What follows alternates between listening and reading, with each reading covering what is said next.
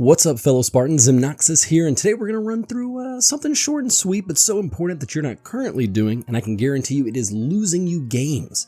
So with that being said, let's hop into the infinite wisdom I have to offer. So first off, a common mistake I'm seeing a ton of players making online, especially in the solo duo side of things, is not knowing when to play their life, right? So, or even really how to do it for that matter. So playing your life simply means staying alive at all costs until your teammates can back you up or at the very least respawn themselves. So oftentimes in game modes like CTF, you'll have multiple gunfights, life exchanges, and all kinds of stuff before any flag is even successfully pulled and moved down map. So why is that, right? Well, it's simple. You're really just fighting for space, right? Control of the map, control of power angles, power-ups, and so on. Now, I know what you're thinking, that's not what this video is about, and you're right. That's for another time, my sweet little babies. So, let's dive right into a scenario, something that's probably happened to quite a few of you. So check it out, right? So you and the homies, you just pushed up, you're all dying one by one, not because you're bad, but because you made a terrible decision here, right? And so you're the last one standing underneath the base. You're frozen in fear, you're watching the kill feed, your homies are telling you, go ahead and pick one off, make a trade, die like a hero. Please, for the love of God, do not listen to them. That's what a bad player tries to do. It's a pointless trade.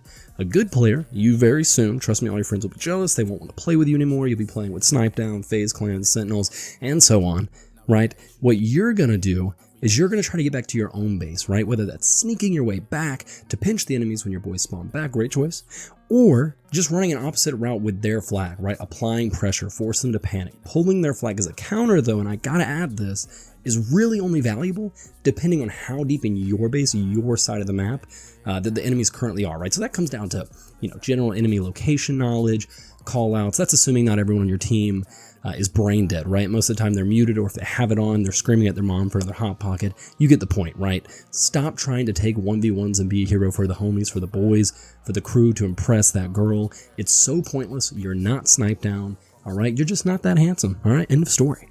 The other outcome, right, and the last part we'll discuss is really simple. If your team is the one being pushed, and this happens to me all the time, you're in your base, your team is dying, right? Don't take an unnecessary fight. There's no point. Your one job is defense now. You can't defend if you're dead. That's so simple. Yet so many people in the solo duo queue want to fight for no reason and they die. Make sure you have quick visual access to the flag. Hold a line of sight where enemies won't be ready for an isolated duel, right? Just catch them off guard. Oh my God, who dat? That's me, you dead. Most importantly, stay alive. 7 to 8 seconds. That's all you need. Your backup's going to arrive. The longer you stand there annoying the pushing team, the better chance your solo/duo heroes have to flank and cause mayhem.